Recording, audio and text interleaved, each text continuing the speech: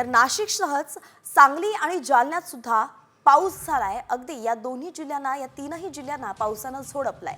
अवकाळी पावसानं या जिल्ह्यांना झोडपलं असून पावसाचा द्राक्ष डाळिंबाला फटका बसलाय। रब्बी हंगामातील पिकांचंही मोठं नुकसान झालंय। आज सुद्धा 10 जिल्ह्यांना अवकाळी पावसाचा इशारा हवामानशास्त्र विभागानं दिलाय। तर नेमकं कोणत्या जिल्ह्यांना इशारा दिलाय? कोल्हापूर आणि सांगली या दोन जिल्ह्यांनाही पावसाचा इशारा आज आहे। नगर, पुणे जिल्ह्यातही पाऊस कोसळू शकतो। नाशिक, सोलापूरलाही पावसाचा अंदाज वर्तवण्यात आलाय।